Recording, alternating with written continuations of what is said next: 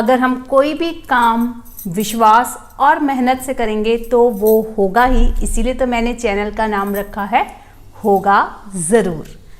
होगा ज़रूर के विश्वास के साथ ही आज के इस वीडियो में हम एसी के बारे में जानने वाले हैं। जी हाँ, धीरे धीरे गर्मी तो अब बढ़ ही रही है और बस जहाँ पंखे, कूलर इन सब की हमें याद आती है तो सबसे ज़्यादा जो याद आती है वो गर्मी में वो हमें एसी की आती है। बड़े छोटे जिस तरीके का भी घर हो और कैसा भी हमारा जो है रहन सहन हो, लेकिन आज के इस टाइम में एसी तो ऑलमोस्ट सभी घरों में है और ये एक लग्जरी नहीं रिक्वायरमेंट बन चुकी है। तो आज के इस वीडियो में टॉपिक तो बहुत सिंपल सा है, लेकिन जब हमें घर में एसी लगवाना होता है दिमाग में आते ही जो बहुत सारे क्वेश्चंस आते हैं वो ये आते हैं कि विंडो एसी लें या स्प्लिट एसी लें, क्योंकि विंडो एसी तो मोस्टली पहले से ही हम लोगों के घरों में रहता है कि क्या उससे बिजली बहुत ज़्यादा वेस्ट होगी या बिजली की बचत कैसे करें, महंगा कौन सा होगा, कॉस्ट कंपेरिजन, या फिर इन्वर्टर लें या नॉन इन्वर्टर लें जैसा कि आजकल न्यू टेक्निक्स में सुनने में आ रहा है। और फिर जो सवाल आता है वो ये आता है 1 टन का लें या 1.5 टन का लें, हमारे घर के लिए हमारे लिए कौन सा एसी ज़्यादा बेस्ट होगा। स्टेबलाइज़र की ज़रूरत नहीं है आजकल की न्यू टेक्निक्स एसी में, तो फिर स्टेबलाइज़र लेने की ज़रूरत है या बिल्कुल वेस्ट ऑफ मनी है। अगर आप भी इस बारे में विचार कर रहे हैं तो ये वीडियो आपके लिए नॉलेजफुल होगी। नमस्कार, बहुत बहुत स्वागत है आप सबका। तो आइए कुछ बेसिक सी जानकारियाँ मेरी नॉलेज के साथ जान। अगर हम विंडो एसी की बात करें, इसलिए सबसे पहली ज़रूरत इसमें रहेगी कि हमारे कमरे में एक खिड़की होनी चाहिए। विंडो में यानी एक खिड़की में कमरे में लगाया जाता है। मोस्टली ये बहुत ज़्यादा बड़े कमरों में इफ़ेक्ट नहीं करता है। विंडो एसी जो एक हैवी सी यूनिट रहती है, इसमें जो है कंप्रेसर जो कि उसके बीच में फिट रहता है और ब्लोअर होते हैं आगे की तरफ जो कमरे के अंदर की साइड रहते हैं, जो है ठंडी हवा जिससे आती है, ब्लोअर रहते हैं और एक ही यूनिट में रहता है। बाकी सब मशीनरी भी उसी के अंदर रहती है, एक डिब्बे नुमा रहता है इसे। और इसी खिड़की के अगर हम बाहर की तरफ जाएं, अगर हमारे समझ लीजिए वेड़े में लगी हुई है तो बाहर से हमें गर्म हवा आती हुई भी वहीं महसूस हो जाएगी। और वहीं अगर अंदर की तरफ आएँ तो हम उसी बॉक्स नुमा एसी के अंदर बिल्कुल ठंडी चिल्ड हवा का एहसास कर सकते हैं और वहीं पर ठंडी हवा का भी कर सकते हैं। और इसकी कीमत रीजनेबल रहती है अगर हम स्प्लिट एसी से कंपेयर करेंगे। एसी जिसकी फुल फॉर्म एयर कंडीशन है, इसका बेसिकली मतलब ये है कि जहां हम बैठे हैं, जहां हमने एसी लगा रखा है, वो चाहे रूम है, डाइनिंग एरिया है या फिर हमारा पूरा फ्लोर है, ऑफिस भी हो सकता है ऑब्वियसली, उसके वातावरण को, उसके एटमॉस्फेयर को ठंडा कर दे, जैसा कि हमें चाहिए वैसा लो टेम्परेचर कर दे और हमें गर्मी ना लगे। और इसमें जो विंडो और स्प्लिट नाम से ही हमें पता लग रहा है, विंडो का मतलब है वो एसी, विंडो मतलब जो खिड़की में लगेगा, और स्प्लिट शब्द से यहाँ मतलब है दो चीज़ों को विभाजित, स्प्लिट कर देना, अलग अलग कर देना। क्योंकि स्प्लिट एसी की टेक्निक में आउटर और इनर 2 यूनिट रहती हैं, 2 भागों में इसको बांट दिया जाता है जिससे हम आराम से सुंदरता पूर्वक अपने इंटीरियर में अंदर के यूनिट को लगा सकें, इंस्टॉल करवा सकें। और बाहर की यूनिट जिससे कि गर्म हवा निकलेगी उसको चाहे कितना भी दूर का मतलब है वायर से कनेक्ट करके, चाहे तो 2 फ्लोर ऊपर अपनी छत पे रख दें स्टैंड के ऊपर या फिर बाहरी दीवार पे टांग दें, कोई ज़रूरी नहीं है कि इसको जोड़ना है, इसीलिए इसका नाम है स्प्लिट एसी। अगर रेट को कंपेयर करेंगे तो विंडो एसी जो है रेट में कम रहेगा स्प्लिट एसी से, बट थोड़ा जो विंडो एसी है वो आवाज़ ज़्यादा करता है स्प्लिट एसी के कंपैरिजन में। और अगर कूलनेस की बात करेंगे तो स्प्लिट एसी जो है वो ज़्यादा कूलनेस करेगा।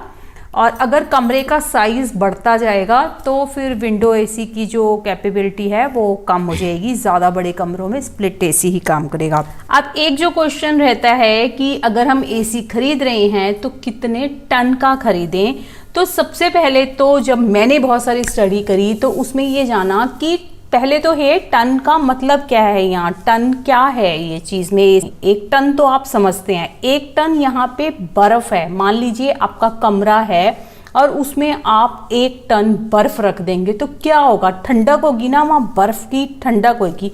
वही 1 टन बर्फ अगर उसका वेटेज आप बढ़ाकर 1.5 टन बर्फ कर दें तो वो 1.5 टन का एसी हो गया। यहाँ टन से ये मतलब है, और ये सबसे अच्छा एग्जाम्पल है, आपको टन को समझने के लिए बर्फ से कंपेयर कर लेना है। बाकी आप एसी को खरीदते समय आपके रूम का एरिया कितना है, आपका जो रूम जिसमें भी आप लगाना चाह रहे हैं, इधर इट कैन बी बेडरूम और it can be drawing room और डाइनिंग रूम, उसका एरिया यानी कि वो कितना बड़ा है कितना छोटा है। छोटा सा रूम है तो बहुत ज़्यादा बड़े एसी की ज़रूरत नहीं है। बिल्कुल रफ सा अगर आप एस्टिमेट लगाना चाहते हैं तो लेंथ ब्रेड्थ को मल्टीप्लाई करके 100 से नीचे नीचे आ रहा है, तब 100 से जब नीचे नीचे है तो आप एसी भी 1 टन से नीचे नीचे लगवा सकते हो। वो एरिया स्क्वायर फुट में 100 से ऊपर जा रहा है, 150 तक रह रहा है, तो आप एसी भी 1 टन से ऊपर का लगवा लीजिए। अब अगर वो और भी ज्यादा बड़ा हो रहा है, मींस 150 स्क्वायर फुट से 200 तक जा रहा है, मींस आप बहुत बड़े हॉल के लिए या बहुत बड़े एरिया के लिए एसी लगवाना चाहते हैं, तो वो एसी भी आपका 1.5 टन का हो जाएगा। इसी तरीके से आप आगे भी देख सकते हैं। और पर्सनल पॉइंट ऑफ व्यू से अगर मैं बताऊं कि आजकल का जो सबसे बड़ा पॉइंट रहता है बिजली का खर्चा, कि ऐसे लगता है कि हमने अगर एसी लगवा लिया तो वो सफ़ेद हाथी हो गया। तो उस बारे में मैं आपको बताना चाहूँगी कि जो आजकल के न्यू टेक्निक के एसी हैं, मुझे भी जिनको लगवाते हुए कन्फ्यूजन ही थी कि इनसे बिजली की बचत होती भी है या नहीं, लेकिन ये बिल्कुल सिद्ध हो चुका है। और मैंने खुद इसको पूरा 1 साल ट्रायल किया है, गर्मी के मीन्स जो भी 6-7 महीने हैं उसमें चलाया, और अब नेक्स्ट सीज़न आने वाला है। और इसमें जो है यकीनन बिजली के बिल में बचत होती है, और ये जो ठंडक को कमरे में इवनली फैलाता है। जल्दी जल्दी इसकी कूलनेस कम नहीं होती है स्प्लिट एसी की। अगर हम स्प्लिट एसी चलाएं, जो एक टेम्परेचर हमने सेट कर रखा है उस पे पूरा कमरा जब एक साथ ठंडा हो जाता है, जो कि हमारे को अच्छा लग रहा है जिस कूलनेस में, उसके बाद वो उसको मॉडरेट रखता है, उसी पर लेवल बना के रखता है ठंडक का। ये नहीं है कि उसको और की और ठंडा करता जाता है, और तो ठंड नहीं लगती है। जो हमारी बॉडी को टेम्परेचर जो है जैसे 20-22 अच्छा लग रहा है जिस पे हमने सेट करा हुआ है, तो उसी टेम्परेचर पे इवनली कूलिंग रहेगी। और जब उस कूलिंग पे टेम्परेचर पहुंच जाएगा रूम का या हमारे फ्लोर का, तो वो फर्दर कूलिंग करना बंद कर देगा और फर्दर जो है इलेक्ट्रिसिटी को कंज्यूम करना बंद कर देगा, तो वेस्टेज भी कम होगी। वहीं दूसरी तरफ अगर हम विंडो एसी लगवाते हैं तो वो एज इट इज़ उसको ठंडा करता ही चला जाएगा, एनर्जी की खपत, इलेक्ट्रिसिटी की खपत करता ही चला जाएगा, और ज़्यादा ठंडा करता चला जाएगा कमरे को। और टेम्परेचर जब बहुत लो होता चला जाएगा तो हमें ठंड लगने लग जाएगी, और हमें एसी को बंद करना पड़ेगा। बंद करने के बाद थोड़ी देर हमें ठीक लगेगा, तो उसके बाद फिर से जो है हमें एसी ऑन करना पड़ेगा। और जब इस तरीके से हम फ्लक्चुएट में एसी को दोबारा ऑन करेंगे, वो फिर से एक बारी बहुत ज़्यादा बिजली की खपत करेगा, क्योंकि उसको स्टार्ट करने में ज़्यादा बिजली लगेगी, और फिर वो बिजली को कंज्यूम ज़्यादा करेगा, फिर उस टेम्परेचर तक रूम को लेकर जाएगा, क्योंकि हमारे बंद करने से जो है टेम्परेचर फिर अप हो गया, फिर उसको लो करना पड़ेगा, ठंडक करनी पड़ेगी। तो इस तरीके का ये कुछ मैंने बेसिक सा तरीका बताया, मैंने बहुत ज़्यादा टेक्निकली आपको नहीं बता रही हूँ, लेकिन ये एक मोटे तौर पे हम इससे समझ सकते हैं कि जो इन्वर्टर एसी की टेक्निक रहती है न्यू स्प्लिट एसी में स्पेशली, वो इन्वर्टर एसी कहने का ये मतलब बिल्कुल भी नहीं है कि वो इन्वर्टर पे चल जाएगा, पर उसमें जब उसको जितना टेम्परेचर पे सेटिंग करनी है हो जाएगी, तो वो बेकार में बिजली की खपत नहीं करेगा। और यकीन मानिए जितना आप विंडो एसी चलाकर रूम वगैरह को ठंडा करके और फिर आप बिजली से फिर आप बारी बारी जैसे चला रहे हैं, उसके कंपैरिजन में अगर आप स्प्लिट एसी चलाएंगे तो जल्दी ठंडक होएगी, ठंडक बरकरार रहेगी और बिजली का बिल भी कम आएगा। कम से कम 1/3 का फ़र्क आपको ज़रूर पड़ेगा। अगर सुंदरता के तौर पर हम सोचें तो स्प्लिट एसी ज़्यादा सुंदर लगता है, क्योंकि आपको उसको किसी भी दीवार पर आपका जो भी इंटीरियर है, जिस तरीके से हम कोई वॉल हैंगिंग या बड़ी सी सीनरी टांग लेते हैं, उस तरीके से आपको उसको जगह देनी है। बाकी सब जो काम है ड्रिलिंग से उसकी आउटर यूनिट करेगी।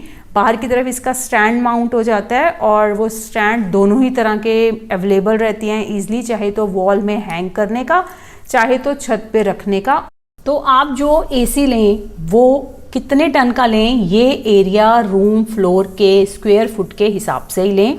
ऐसा कभी मत सोचें कि अगर रूम छोटा है तब भी एसी बड़ा ले लेंगे तो बिजली की और ज़्यादा बचत हो जाएगी, तो ऐसा नहीं है। रूम छोटा है तो छोटा ही एसी लेंगे तभी बचत होगी। अगर आप 1 टन का एसी लगा रहे हैं, क्योंकि आपका रूम छोटा है, तो छोटे रूम में 1 टन का एसी लगवाते हुए इन्वर्टर एसी लेने का कोई फ़ायदा नहीं है। वो कम से कम बड़ी जगह के लिए, क्योंकि बड़ी जगह में ही और वो ठंडक को सस्टेन कर सके, ऐसी ज़रूरत बड़े हॉल में ही पड़ेगी। छोटे से रूम में आप इन्वर्टर एसी ना लें। और एक छोटा सा क्वेश्चन और आता है, मोस्टली जो आप लोग सुनेंगे कि इन्वर्टर एसी है, इसकी ये भी खासियत है कि आपको स्टेबलाइजर की ज़रूरत नहीं है। जी हाँ, ऐसा ज़रूर कहा जाता है कि स्टेबलाइजर की ज़रूरत नहीं है, लेकिन मैंने अपने घर में स्टेबलाइजर भी लगवाया है। विंडो एसी में जहाँ लगवाया हुआ है, वहीं पर स्प्लिट एसी में भी इन्वर्टर होने के बावजूद भी लगवाया है, क्योंकि मैंने इसको सेफ्टी पॉइंट ऑफ व्यू से लगाया है। जैसा भी एरिया हो, उसमें थोड़ी बहुत फ्लक्चुएशन लाइट की आती है। अगर मान लीजिए आपने एसी लिया, 20-25 हज़ार कम से कम उस पर खर्च ही रहे हैं, तो उसके बाद उसमें जब अगर लाइट की फ्लक्चुएशन आ गई, तो मेरा मानना तो ये है कि बेटर है एक स्टेबलाइजर भी जो है 3-4 हज़ार रुपये का लगवा दिया जाए। जहाँ हम इतने पैसे लगवाते हैं वहाँ पे फ़र्क नहीं पड़ेगा, उससे सेफ्टी रहेगी। जो भी फ्लक्चुएशन होएगी लाइट की, कोई भी प्रॉब्लम है, और अगर आपके एरिया में बहुत ज़्यादा फ्लक्चुएशन है, तो आप बिल्कुल ये रिस्क मत लीजिए, आप ज़रूर और ज़रूर स्टेबलाइजर ज़रूर लगवाएं। वीडियो पसंद आए और आइडियाज़ आपको लाभदायक लगे तो थम्स अप के इस आइकन को क्लिक करके वीडियो को लाइक करें। होगा ज़रूर चैनल को सब्सक्राइब करने के लिए नीचे का जो रेड आइकन है उसे क्लिक करके घंटी का बटन दबा दें। इससे होगा ये कि जब भी मैं कोई वीडियो अपलोड करूँगी तो उसका नोटिफिकेशन आपके पास फटाफट पहुंच जाएगा। मेरी इन वीडियोस को अपने फ्रेंड सर्कल में भी ज़रूर और ज़रूर शेयर करें। अगर आप भी एसी खरीदना चाहते हैं तो मैंने इसकी खूब स्टडी करी है, और स्टडी को करके कुछ एसी मैंने चुने हैं। मैंने एसी ऑर्डर भी किया है। मैंने मार्क्यू का एसी, जो कि फ्लिपकार्ट का अपना ब्रांड है, वो मंगाया है। वो रेट में भी काफ़ी रीजनेबल है और बिल्कुल कोई प्रॉब्लम नहीं आई है मुझे। अगर आप ऑनलाइन एसी खरीदना चाहते हैं तो मैंने उसके लिंक्स डिस्क्रिप्शन में दे दिए हैं। आप उन डिस्क्रिप्शन के लिंक से आराम से एसी खरीद सकते हैं। वो बिल्कुल सिलेक्टेड पीसीज हैं और काफ़ी बारी उस पर काफ़ी डिस्काउंट्स भी रहते हैं। Please check that link.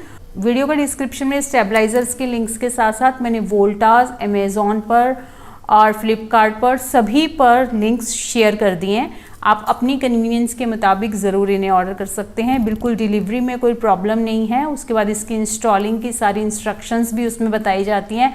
Extra charges जो 1600 के नियर अबाउट लास्ट ईयर मैंने जुलाई में पे करे थे, वो आपको इंस्टॉलेशन के एक्स्ट्रा देने होते हैं और 2 सर्विसेज फ्री रहती हैं। इस तरह की जो सारी डिटेल जानकारी है वो बड़े आराम से बताई जाती है। ज़रूरत कई बारी क्या होता है कि हम कोई सेकंड हैंड एसी ले लेते हैं, हमें देखने में बिल्कुल सही लग रहा होता है, तो आप एक बात का ज़रूर ध्यान रखिए, आप उसमें चेक करिए, किसी मैकेनिक से चेक कराइए। जो सारी कंडेंसर कॉइल है वो उसमें अगर पुराना और बहुत पुराना एसी है तो एल्युमिनियम कॉइल होगी, जो कि आपको नहीं लेनी है। हाँ, अगर कॉपर कॉइल है तो आप ले सकते हैं।